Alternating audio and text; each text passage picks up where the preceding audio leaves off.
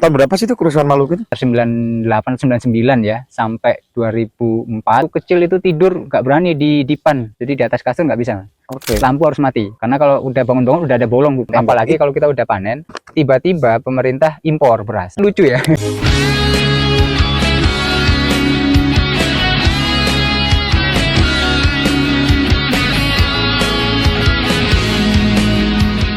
Halo Bolo-Bolo Mas Wim Channel. Kali ini saya mengundang teman, seorang muda pengusaha tapi juga aktivis ya. Aktivis yang baik-baik lah, berkontribusi terhadap masyarakat ya. Ya, kita sambut rekan kita Bung Tarmizi Ervandi. Ya, halo, salam kenal Ya. Bolo-Bolo. Nama channelnya juga ya Tarmizi Ervandi ya? Ya, Tarmizi Ervandi Itu juga. masih tetangganya Ferry Ervandi apa gimana? Wah, jauh. Jauh, pemikirannya udah tinggi banget tuh orang. Jauh rumahnya juga kali. Iya, Jakarta. Satu Saya Jakarta mau Surabaya. Jakarta ya. Iya. Iya iya. Oke, jadi saya kenalan dengan ini manggilnya apa nih? Bung boleh, Mas? Bung Jiwa Tarmizi. nasionalis. Apa sih anunya? Apa singkatannya apa? Biasanya dipanggilnya Mastar. Oh, Mastar. Bung Tar. Ya, Ya. Bung Tar boleh lah.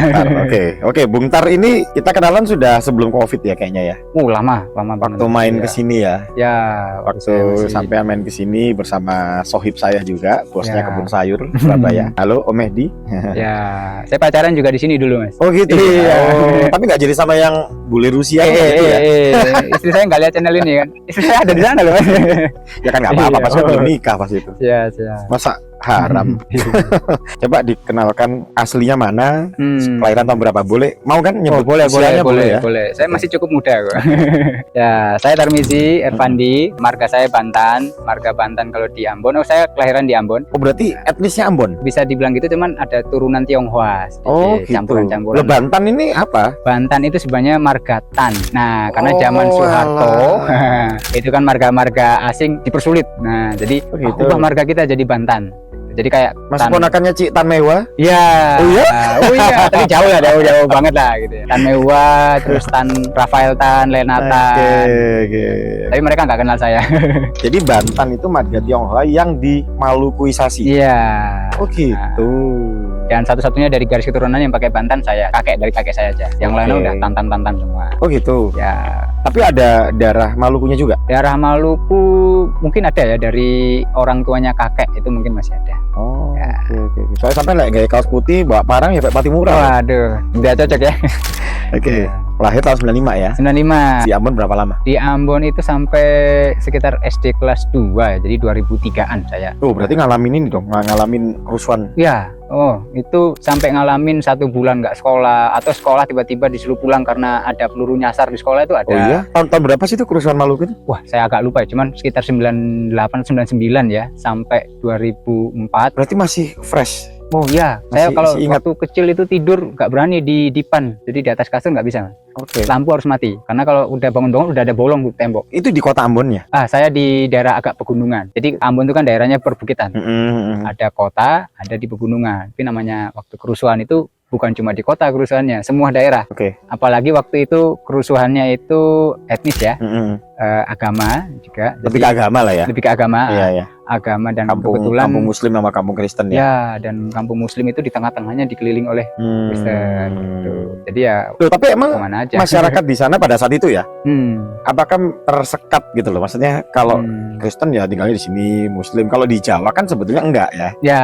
Kalau di sana emang pada saat itu seperti itu. Pada awalnya enggak, kita berbaur. Oke. Dan Cuman- memang rata-rata orang timur kan agamanya pada waktu itu Kristen ya, sedangkan para pendatang itu Muslim, Hindu. Nah, itu biasanya punya kelompok sendiri-sendiri tuh. Nah, desa-desanya itu udah Kristen-Kristen Tapi ya alhamdulillah masih hidup. ya. Dan juga gini, kalau nggak salah ya, Hmm. saya kan juga punya sahabat dari orang Ambon juga sih.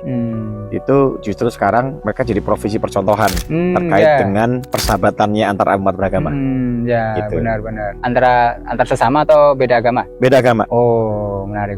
Katanya sekarang justru toleransinya itu melebihi yang ada di tempat lain. Ya, alhamdulillah kalau gitu. Karena kalau saya sih masih waktu datang ke Surabaya pertama kali itu agak-agak masih trauma-trauma gitu. Ya. Sekarang tuh kalau nggak salah seperti itulah. Jadi kan kadang memang harus ada tragedi dulu supaya orang sadar. Ya. Dan di banyak belahan dunia itu juga sering terjadi. Salah satunya kayak konflik di Rwanda itu ya. Kalau pernah nonton filmnya Hotel Rwanda, pernah nonton? Ya, saya belum tahu nih. Nah itu kan bener-bener perang apa genosida itu ya antar dua suku. Tapi sekarang mereka menjadi salah satu negara yang paling kondusif, yang mereka saling memaafkan masa lalu. Sip, alhamdulillah. Karena di Ambon sekarang ada Gong Perdamaian, itu simbol kesatuan kita. Ya betul betul. Nah dan kebetulan pencetus Gong Perdamaian itu cukup dekat dengan saya. Wah, Pak Giyoto Suntani, tapi udah almarhum ya. saya malah nggak tahu sih. Pak Giyoto dengan istrinya Bu Susi itu ya memperlakukan saya kayak anaknya juga seperti itu. Wah, terima kasih saya bertemu dengan anaknya. Jadi kuliah saya di Surabaya di PEN. PEN itu apa? Politeknik Elektronika Negeri Surabaya. Jadi dulunya itu politekniknya ITS, lalu sudah berdiri sendiri jadi kampus tersendiri. Oh ITS berarti dulu. Sayangnya waktu saya masuk udah bener-bener pisah. Oh nggak jadi alma mater. Padahal kan keren tuh kalau ada iya, saya juga. Iya, tapi termasuk bangga karena PEN itu politeknik nomor 1 di Asia Tenggara. Oke. Bangganya lah. Jurusan Multimedia Broadcast. Oke. Oh berarti makanya kamera. Ya, makanya kamera ya. Ya, tapi justru ahlinya malah di coding, Mas. Oh gitu ya. Masalahnya itu. Karena waktu itu memang pegang kamera juga ya. Cuman dosen saya ini agak nyentrik. Beliau itu lulusan S3 dari Jepang tanpa S2, tiba-tiba udah S3 aja. Jadi bimbingannya itu dipaksa untuk D3. Saya D3. D3 tapi kualitasnya harus S3. Saya disuruh bikin robot bawah laut. Robot bawah laut. Ya. Jadi itu robot. Jadi dulu itu waktu masalah Air Asia tenggelam. Nah, itu kan nyari black boxnya susah. Yang di Pangkal Pinang dia. Saya lupa daerahnya, cuman yang Sumatera kan? Gitu ya. Sumatera kalau nggak salah daerahnya. Tugasmu bikin robot bawah laut buat nemuin black box. Saya anak multimedia disuruh ngoding bikin robot bawah laut. Ketemu. Ya, tapi untungnya bukan saya. Tapi sayangnya patennya masuk, ini agak jelek ya. Iya. Kita usahakan untuk dipatenkan di Indonesia dan digunakan oleh Indonesia. Ujung-ujungnya ke Jepang dan alatnya itu diimpor dari Jepang ke Indonesia. Patennya yang bikin. Ya, tapi robot itu yang bikin prototipenya dari ITS. Sebenarnya sudah ada sebelumnya. Cuman namanya prototipe kalau secara internasional ya itu kan sharing-sharing bagi ilmu lalu kita kembangkan. Hasil kembangan kita itu kontrolnya robot bawah laut itu kalau komunikasi kan kita nggak bisa pakai sinyal ya. Karena terhalang laut dan sebagainya. Lalu kontrolnya penggerakan capit dan lawan-lawannya lainnya itu terbatas. Nah, kita buat itu segampang mungkin. Seakan-akan menyelam. Jadi pakai kalau kita geleng kepala sini, robotnya ikut geleng. Jadi benar-benar pencariannya akan lebih seperti orang menyelam jadinya. Oke. Jadi nggak lihat dari layar tapi benar-benar pakai kacamata. Tapi dalam kasus itu black box-nya dapat nggak ya? Saya kurang tahu nggak ikut. Dan itu ada korban orang Blitar itu. Ponaannya kenalan kita pengusaha. Dan kebetulan saya kan dulu menerbitkan majalah budaya ya. Majalah budaya dipinjam sama Cici yang itu. Ikut nyusul ke lautan. Gara-gara majalah itu Mas. Oh ya enggak lah. Janganlah. Oke, jadi si Bung Tar ini saya kenal sebagai salah satu aktivis lah ya. Aktivis yang punya passion dalam hal ketahanan pangan yang nanti akan berkorelasi dengan apa yang juga kita perjuangkan di channel Mas Wim ini ya, tentang bagaimana gagasan kebangsaan ya. Cuman waktu itu kita pernah ngobrol tentang cita-cita ya. Ini kan lucu ya. Ternyata pernah jadi kiai ya. Ya benar. Apa karena imbas kerusuhan agama apa gimana? Iya. Jadi salah satunya itu. Iya benar. Karena waktu kecil itu pertama memang cara informasi terbatas karena di Ambon itu channel TV terbatas sebagainya. Nah, saya melihat peran yang paling berpengaruh di Ambon yang benar-benar signifikan dan dibutuhkan banget adalah kiai pada waktu itu. Semua itu manut dengan kata-kata kiai bahasanya. Nah, saya pikir kayaknya kalau saya ingin menjadi orang bermanfaat, kayaknya cita-cita saya harus jadi kiai. Dan kebetulan kakek saya waktu itu kiai. Bukan kiai yang mengakui dia, tapi diakui lah oleh masyarakat. Gitu. Terus sekolah saya lihat-lihat kayaknya kiai masih kalah sama presiden karena presiden bikin aturan. Itu sampai SMP sampai SMA saya lihat kok presiden ini kok kayaknya kalah sama pengusaha ya. Oh, ini seru lagi. Berarti presiden kalah sama pengusaha ya. Iya, tapi kayak ini berani bongkar pagar laut deh. Iya. Usaha besar. Mungkin karena people power ya. Ya kan cita-citanya jadi kiai itu terwujud. Itu kira-kira dalam konteks pada saat itu ya. Itu akan menjadi kiai yang mengobarkan jihad perdamaian atau jihad untuk perangnya lebih berani lagi kira-kira. Pada saat itu. Pada saat itu ya. Pada saat itu. Ayo jujur aja. Pada saat itu. Ini Mas Bim ya. Jadi kita itu di Ambon persaudaraan antara Islam itu akhirnya sangat kuat karena kami melihat itu teman-teman dari Pulau Jawa datang dengan niat mati demi saudaranya, dengan membawa ilmu kedokterannya masuk ke sana. Jadi kiai yang bukan agama tapi lebih ke kiai yang ada di segala bidang, di bidang kedokteran dan sebagainya. Nah, bukan nyari perangnya sebenarnya. Masalahnya adalah ketika ada orang bertahan deh kali ya. Wah, kiai bertindak nih kasih dikoordinir dengan baik. Nah, gitulah. Jadi sekarang akhirnya karena ingin bisa mengontrol presiden, Anda jadi pengusaha. Insya Allah bisa kontrol ya. Tapi kalau pengusahanya nggak pengusaha batu bara, itu kayak susah. Ya minimal pengusaha itu. Pengusaha saya mau kontrol presiden, waduh, kontrol Pak Camatnya aja susah. Jadi gini, itu kepikiran saya adalah begini. Mas Wim. Mm-mm. Saya melihat kalau presiden nggak bisa menyelesaikan itu, saya jadi pengusaha, saya yang selesaikan masalah itu. Saya nggak nunggu presiden.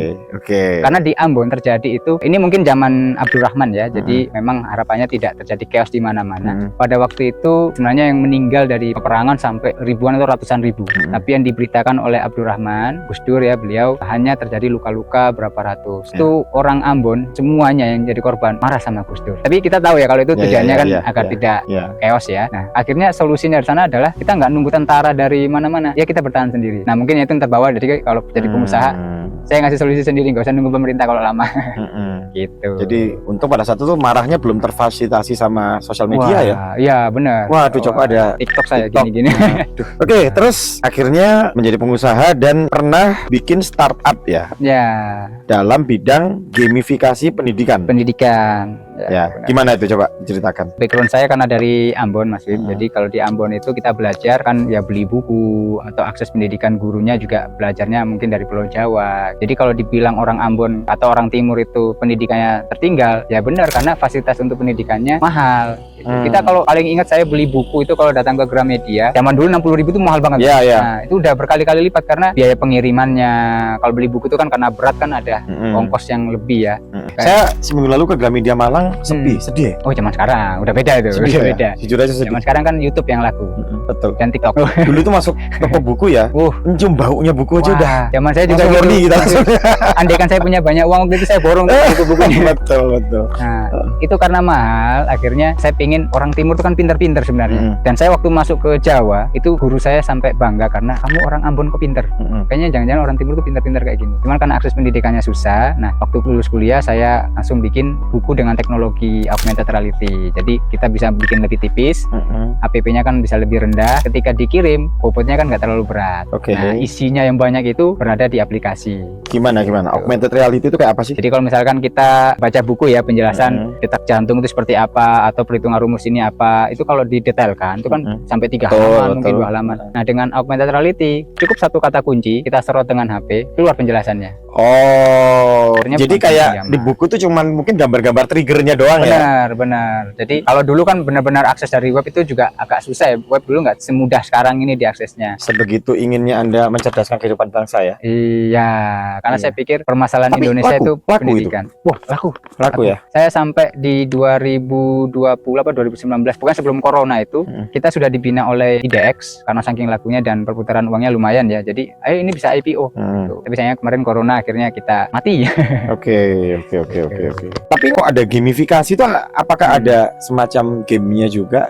Ya, jadi untuk meningkatkan minat belajar, cukup kalau kita belajar itu kan kalau cuma baca buku aja kadang-kadang agak malas-malasan. Pasif ya? Nah, tapi kalau misalkan kita baca buku ada skor-skoran. Mas Bima dapat skor berapa nih dari baca buku ini? Aku dapat berapa? Gengsi dong. Nah, wah, aku mau jadi kalau sekarang Mobile Legend, Mythic Legend. Nah, itulah pengen berlomba-lomba. Itu gamifikasinya seperti itu. Iya. Dan game itu kalau di treatment dengan benar itu mencerdaskan. Oh ya, benar. Setuju. Saya tuh banyak belajar itu juga dari game. Pintar bahasa Inggris, bahasa Jepang. Benar. Pengetahuan. Ya. Apalagi anak main Winning Eleven itu pasti hafal bendera-bendera dunia. Wah, ya minimal itulah. Pindah ke Mojokerto tahun berapa? Mojokerto awal pandemi ya 2020. Di Jawa tuh baru. Sebelumnya kan Surabaya. Oh, sempat Surabaya. Surabaya dari SD lah 2003-an. Masuk ke pertanian di Mojokerto tuh baru di 2020. Oke, pindah ke Mojokerto terus Jadi petani. petani apa ini? Itu paling gampang ya, padi. Padi. Ya paling umum padi. Padi, jagung, terus cabai, kita coba cabai. Di lahan sendiri apa gimana? Di lahan sendiri dan beberapa sewa. Apakah sukses Anda menjadi petani?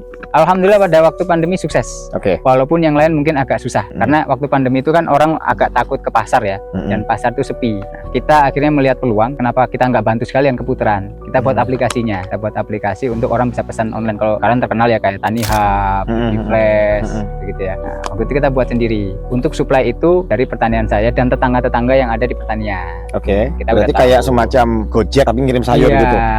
Nah, Cuman sejujurnya, Bung, apakah itu benar-benar sudah dipakai secara luas oleh masyarakat? Artinya gini, kalau dari sisi tujuan, inovasi, ya, saya angkat topi lah ya.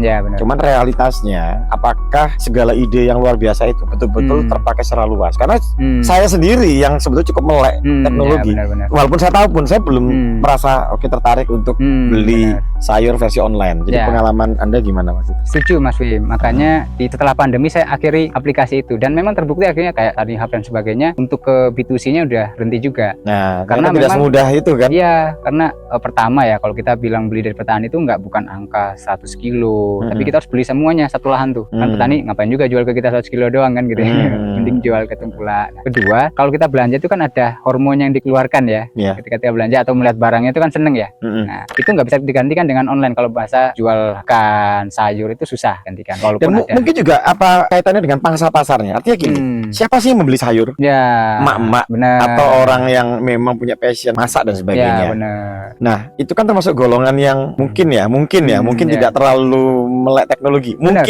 Beda dengan anak-anak muda yang mau beli barang jadi atau beli delivery ya.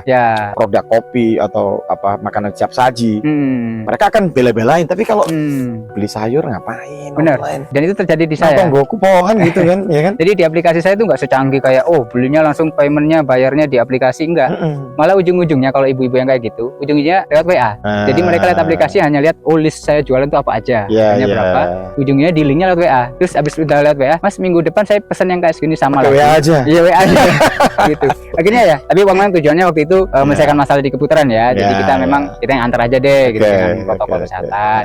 Oke, terus selama jadi petani, adakah problem-problem yang ditemui yang mungkin dampaknya tidak hanya dirasakan secara pribadi, tapi mungkin Bung Tar ini berpikir loh, ini udah sistemik loh di Indonesia. Wah, ya. Benar. Jadi bagaimana pengusaha itu melek politik, karena hubungan saya dengan usaha pertanian itu juga berhubungan dengan mungkin politik ya. Jadi saya jadi petani, real petani ya, sampai nyemplung ke sawah. Ada videonya ke teman-teman bisa lihat, bukan cuma yang nerima laporan doang gitu ya. Masalah pertama saya adalah itu ketemu dengan tengkulak, harganya nggak stabil. Dan kadang kita lebih ditekan gitu. Saya orang Surabaya, orang kota ya. Jadi kalau ketika ketemu tengkulak desa, ini bukan ya, tapi maksudnya gengsi saya sebagai orang kota, loh, kurang ajar ini orang desa ngakalin saya gitu kan. Akhirnya saya bikin aplikasi itu tadi. Kedua, ada yang nggak bisa saya ngakalin lagi. Aplikasinya apa itu? Dulu namanya Tumbasgo. Jadi nggak usah lewat tengkulak, kita udah punya data. Saya mau ngambil berapa kilogram atau berapa ton dari petani pun itu udah ada datanya. Jadi produsen langsung ke customer, user. Ya, user. Nah, tapi ada satu yang nggak bisa kita lawan, pupuk. Pupuk itu nyarinya susah. Kata siapa pupuk nyari gampang? Pupuk subsidi ya. Nah, saya sebenarnya anti pupuk subsidi, karena bagi saya subsidi itu untuk yang membutuhkan. Cuman masalahnya kalau kita nggak memanfaatkan pupuk subsidi, harga beras itu selalu ditekan turun, sedangkan operasional cost harus naik. Bayangkan masa orang yang ditani gajinya gitu-gitu aja kan gitu ya. Saya naikin. Terus kedua, sewa lahan itu juga pasti tiap tahun akan naik. Kalau ditekan terus rendah, wassalam. Apalagi kalau kita udah panen, tiba-tiba pemerintah impor beras. Kan lucu. Pernah ada kabar itu di Instagram, Menteri Pertanian bilang, kita swasembada pangan atau banyaklah hasilnya pertanian. Tapi perdagangan malah impor beras. Jadi kan lucu ya. Saya itu termasuk nggak terlalu senang ya dengan politisi yang suka mengumbar janji. Sembako murah, semua murah. Sebetulnya kalau menurut saya nih, entah ini benar apa salah ya. Bukannya harga-harga itu diperjuangkan untuk supaya lebih murah, tapi tingkatkan daya beli masyarakatnya. Benar. Murah-murah tuh bohong kok, Pak. Ya benar, kasihan juga produsennya ditekan terus. Dong. Saya tempat wisata ya. Saya dulu awal juga banyak yang istilahnya ngilok-ngilok lah. Dianggap tiketnya mahal dan sebagainya. Tapi sekarang yang bertahan yang tiketnya mahal. Ya benar. Yang tiketnya cuma 2.000 5.000 udah. Iya, kita udah ngomongnya bisnis. Sudah berangkat alam baka lah seperti itu. Harus realistis lah kita. Bener. Nah, makanya saya mangkel bahasanya atau marah gitu ya. Akhirnya saya ingin independen lagi, makanya jadi pengusaha yang nggak bergantung pada pemerintah. Saya bangun hulu hilirnya. Beras kalau pemerintah mau beli murah atau tengkulak beli murah, nggak usah kita jual. Kita punya prosesnya sendiri. Kita jual beras packingnya juga. Nggak laku juga misalkan dengan harga murah. Kita punya sampai ke kafenya. Minimal kafe kita pakai. Jadi minimal kita udah swasembada pangan untuk lingkungan kecil kita dulu di desa. Jadi ya orang-orang desa seneng. Tapi kadang orang desa juga kan mikir ya, kalau ketika harga rendah dijualnya ke saya biar dapat harga tinggi. Tapi ketika harga tinggi di luar, kadang-kadang ada yang nakal juga jualnya ke yang lain. Padahal saya kan ngambilnya stabil. Iya, iya, iya. Iya stabil gitu. Tapi menurut Anda hari gini, Hmm. kalau kondisinya masih seperti gini-gini aja, Hmm. prospek gak sih jadi petani itu sebetulnya? Itu sedihnya saya, Mas. Jadi kalau kita bilang pengen bermanfaat untuk bangsa, petani itu bahasanya apa? Profesi yang dibutuhkan banget. Siapa yang nggak butuh makan? Masa Indonesia bergantung pada Vietnam untuk berasnya gitu ya? Tapi disepelekan banget. Ya makanya. Jadi nggak salah kalau orang tua bilang ke anaknya jangan jadi petani nak, Betul. jadi kerja pabrik aja. Betul. Pasti. Wassalam. Tanah-tanahnya untuk lahan, masa jadi sawit semua, Mas? Sekarang kadang nggak bisa nyalahin ya. Hmm. Orang jual lahan sawah Bener. atau mengalihfungsikan. Jadi tempat karaoke aja udah berlipat-lipat. Iya, itu. udah untungnya gede. Iya bener. Gak usah panas-panasan. Tapi bisa nggak sih kira-kira gini ya, supaya orang lebih tertarik masuk dunia pertanian? Oke, masalah kesejahteraan itu pasti ya. Masalah bagaimana kita bisa kaya jadi dari petani. Tapi mungkin ya karena anak sekarang kan butuhnya lebih dari itu ya, gimmick ya. Bisa nggak sih dibuat menjadi petani itu keren loh? Ya, harusnya bisa, Mas. Toh banyak sekarang petani hidroponik. Tapi kalau kita ngomong hidroponik terlalu jauh yang padi ngapain juga hidroponik kan seperti itu. Ya cuman minimal mereka sudah kesejahteraannya udah meningkat, itu udah dianggap keren. Istilahnya wah, penghasilannya udah ngalah-ngalahin ke yang menteri baru, menteri udah agak lama ya kemarin juga Menteri Amran kan menjanjikan penghasilan petani bisa 10 juta. Saya masih menunggu tuh apakah bisa apa enggak karena belum terjadi sampai sekarang nih dan itu pun lahannya masih pakai lahan mereka sendiri. Iya. Pengeluaran masih pakai pengeluaran mereka sendiri sedangkan jadi petani itu ketika mereka mengeluarkan uang itu kan mereka harus segera balik modal juga ya. Iya, Karena nggak bisa ditahan lama uangnya mereka ya tidak seperti pengusaha yang punya kasnya banyak gitu ya. Betul, betul. Ya Paham karena itu. yang sedih itu kan ya walaupun tidak semua ya, petani sukses pun ya ada. Ibaratnya gini, bertani malah jadi miskin. Bener. Itu loh. Karena kan nggak semua petani itu pertama itu literasinya setinggi Mm-mm. kita misalkan gitu Mas ya. Atau siapa yang ya akhirnya ujung-ujungnya memang ujung tombak tugas pemerintah. Karena Betul. pemerintah punya dinas pertanian. Emang dinas pertanian nggak kerja ya? Kok agak emosi ya? Well, iya, iya. Karena saya sendiri lihat di sekitar itu harusnya kan ada pendamping petani ya harusnya ya. Kok malah saya yang jadi pendamping petani ya? Iya, yang iya. ngajarin pakai pupuk yang benar kayak gimana. Tapi Anda merasa bahwa negara ini tuh serius nggak sih di bidang pertanian? Wah. Saya sering membandingkan ya dengan apa yang ada di Thailand, Vietnam. benar. Kejauhan lah kalau kita bandingin petani di Australia, New Zealand, Belanda wah, gitu itu ya. Udah Kita yang tetangga kita aja lah. gap terlalu jauh. Gitu kan. Kok saya melihat mereka itu serius ya. Ya. Sedangkan kita ini ya kayak disuruh wis Iya. urip-urip pokono. Tapi lah ada keuntungan aja wah dibidik nih setiap Iya. sudutnya untuk Kalau dipajakin. saya lihat itu kita tuh kayak gimana ya, tidak punya target yang jelas kayaknya Mas Wim. Mohon dikoreksi nanti Mas Wim ya, karena saya tidak terlalu melihat pemerintahan. Cuman ketika era startup lagi naik, pemerintah gunjar-gunjar startup, Unicorn, gitu ya. unicorn. Langsung jadi gimmick. Ya, wah Menang dinaik-naikin. pilpres gitu ya. Ujung-ujungnya banyak bangkrut. Iya. Ujungnya kan juga Iya, saatnya iya, banyak yang iya. bangkrut. Terus industrialisasi, ya panas-panasin. Tapi pertanyaannya sendiri, kalau kita bilang kemajuan negara maju itu kan mulai dari pertaniannya dulu, terus industrialisasinya, habis itu baru perdagangan dan sebagainya ya. Ini yang paling dasar aja kita masih belum kuat nih. Kita masih bergantung pada luar. Ya lucu juga sih akhirnya ya. Iya, Padahal iya. pasar kita itu kan konsumsi beras paling tinggi. Tapi penghasilannya untuk orang yang menghasilkan beras justru kok malah rendah. Harusnya kan mereka raja nih ya, Betul, raja di betul. negeri sendiri harusnya kan Iya, gitu. iya, iya. Saya nggak ngomong hidroponik dan kawan-kawan ya karena Tapi itu Indonesia itu agak lain memang. kan. Oh, gitu. Perusahaan yang monopoli aja bisa bangkrut. Apa itu contohnya? Iya, sekarang PLN bayangin ya. Iya. Monopoli. Monopoli. Yuk, kok bukan Iya. bangkrut ya? Ruginya sampai Iya. Mungkin gajinya ketinggian kali Mas ya. Saya Ya, jadi startup itu saya juga digaji. Saya lebih mengutamakan wah orang-orang ini digaji semua. Sebelah saya lebih aman yang penting hidup gitu.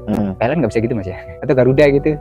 ya Sampai karena di mereka kantor, mungkin tidak punya sense bahwa ini harus diselamatkan karena itu kan punya negara. Ya. Ya, kono-kono kan gitu kan. Paling habis itu aku juga Ya. pindah ke BUMN lain kan bisa aja kayak gitu. Bener. Pola pikirnya. Waduh, itu dia. Nah ini menarik ya tentang startup yang dikasih nama Merdeka Pangan. Filosofinya Ya. apa sih dan secara prakteknya seperti apa? Ini semangat yang saya bawa hilirisasi dari produk pertanian. Jadi pengennya semua yang terlibat dalam pangan tuh merasa merdeka. Maksudnya merdeka itu apa? Yang mereka bisa merasa lebih layak hidup. Kalau kita dijajah itu kan hidup terbatas ya.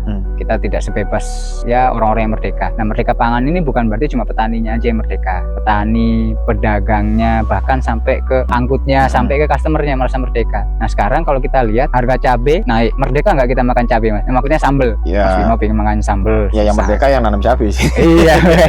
Akhirnya kan Ya. wah untuk perusahaan yang bikin sambel penyet atau apa akhirnya kan wah kita Iya. akhirnya gimana nih mau dinaikin. Kalau dalam kasus saya kan kopi ya. Nah gimana Mas? Yang iya dalam kasus saya kopi kan. Ketika harga kopi naik kalau di saya masih Saya untung aman. ya. Tapi yang middleman itu yang Iya. dia cuma ngambil itu yang kafe ya juga kalau mau naikin lari nih customer nih.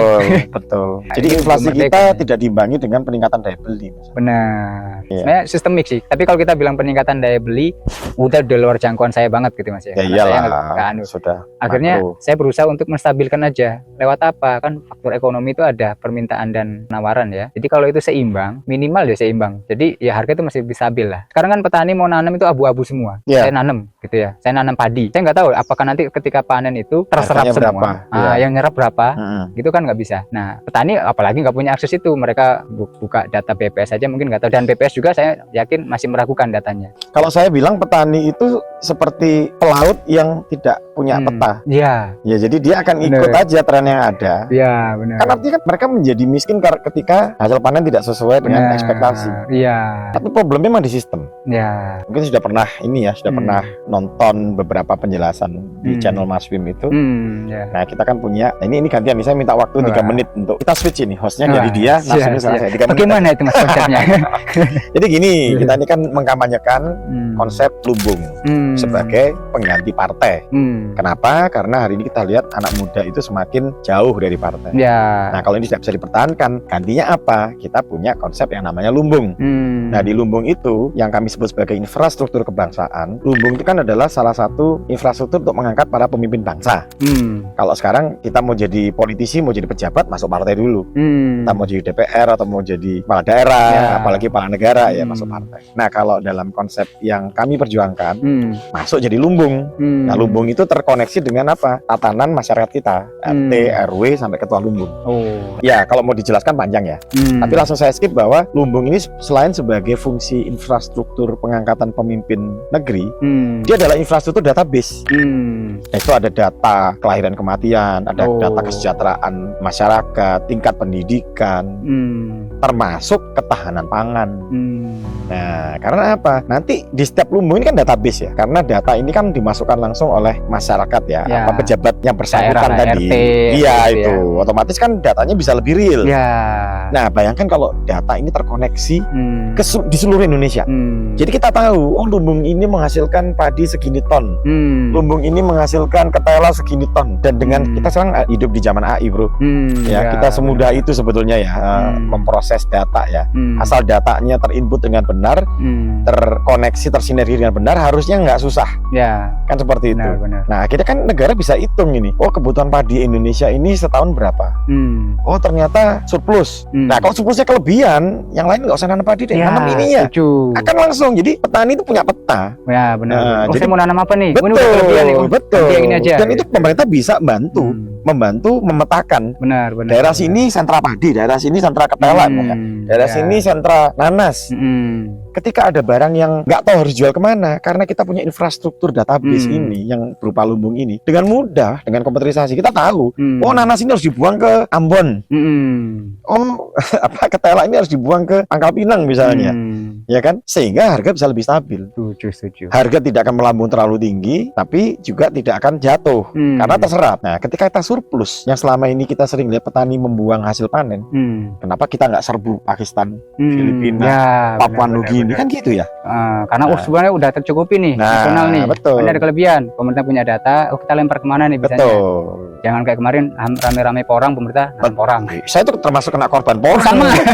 Sama. Saya beli bibit banyak. Nah, ini gara-gara ini Oh gitu.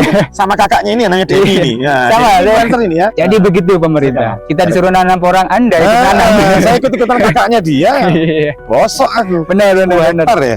Aduh. Seperti Dan itu. pemerintah kan sudah belajar AI ya. Kemarin menteri-menterinya diajarin waktu Nah. di mana itu ya, dimanfaatkan lah ya. Iya, ya Menkominfo udah ganti nggak sih? Perempuan sudah. Udah. Yang nggak jadi di penjara ya Budi Ari ya. Nah, ya ini sekarang narasumbernya saya switch lagi. Siap. Kira-kira dengan saya punya gagasan kebangsaan, sampean punya track record yang sudah lebih real ya, pernah bikin aplikasi seperti itu. Kira-kira kemungkinannya sinergi seperti apa? Oke, konsepnya menarik Mas Wim, dan saya punya surprise buat Mas Wim.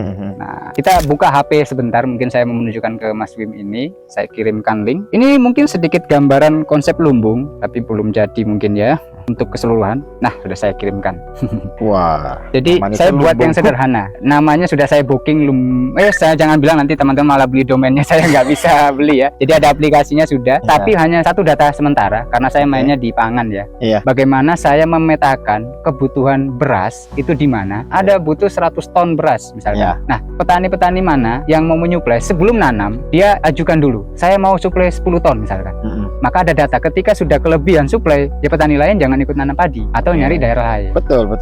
Sudah jadi, Mas. Nah, ini juga tampilan juga menarik ini. Iya, Anak dan muda ada banget gambarnya ini. Mas Bima juga. Masa sih? Waduh. Iya, karena saya tahu arah pembicaraan ini akan kemana. Tapi Gitu. pas ganteng nggak iya? Waduh, insya Allah ganteng itu yang lagi di luar negeri ya Mas Bima. Saya setuju dengan konsep itu. Mungkin RT RW itu bisa ikut memasukkan. Jadi Iya. misalkan di daerah mana atau paling jelek Mas Bim.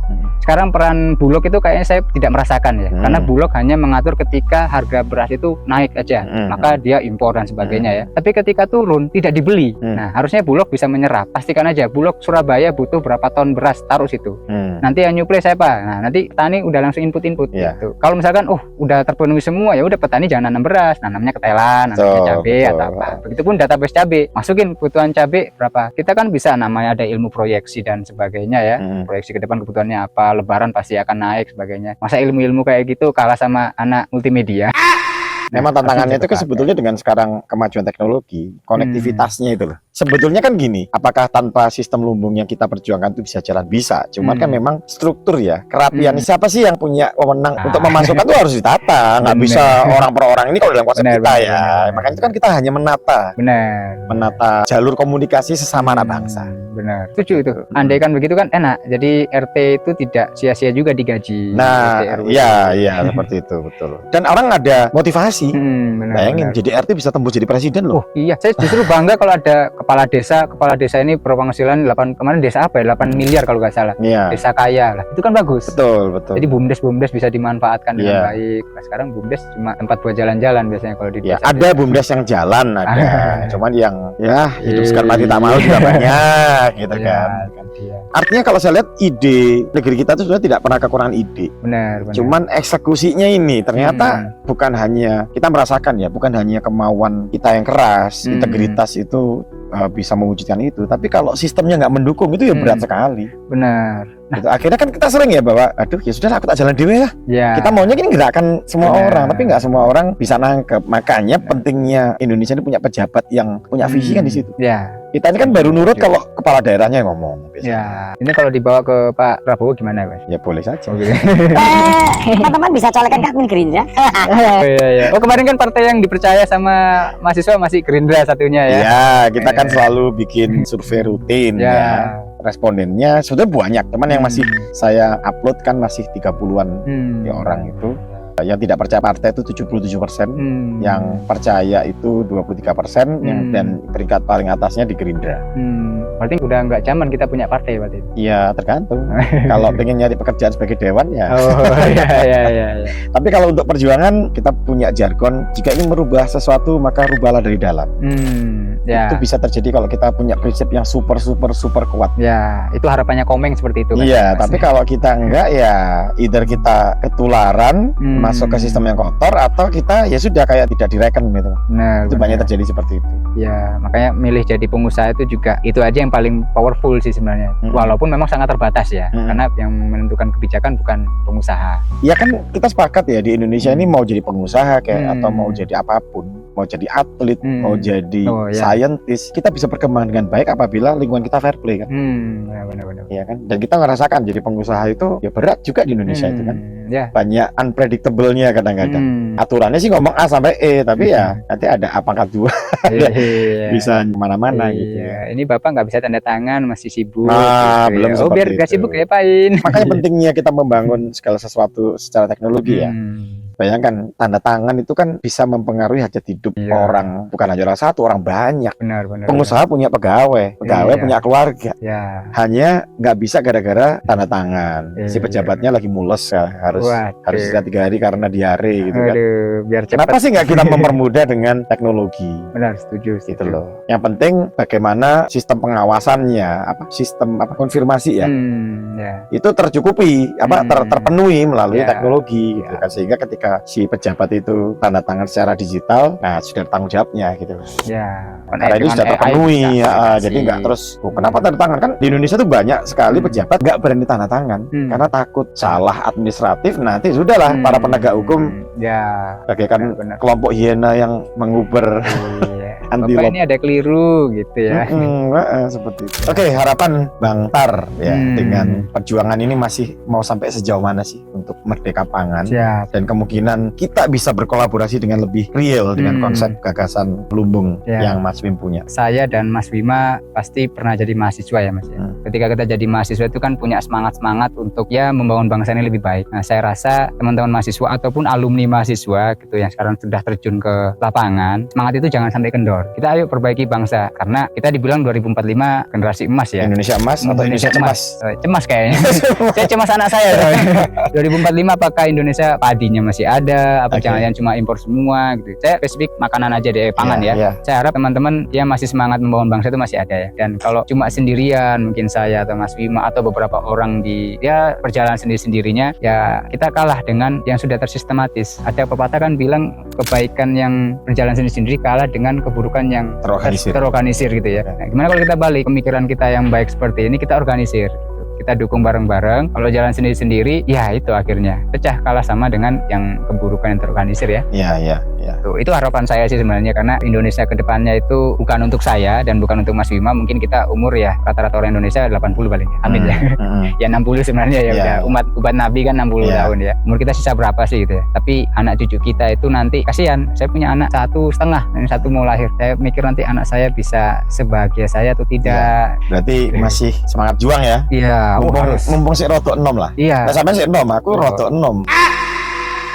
Harus selalu berjuang Mas karena kalau saya meninggal nanti minimal saya nggak malu kalau ditanya kamu di bumi udah ngapain aja. Wah, keren. Dan setidaknya bisa diingat oleh anak cucu. Oh, mbah saya pernah melakukan kontribusi terhadap masyarakat. Ya, jadi teman-teman semua, sobat Mas Wim, mumpung masih muda, ketika punya ilmu dan kemauan, ayo segera kita wujudkan mumpung kita masih ada tenaga ya. Karena sesungguhnya idealisme adalah kemewahan terakhir yang hanya dimiliki oleh para pemuda. Itu kata Tan Malaka.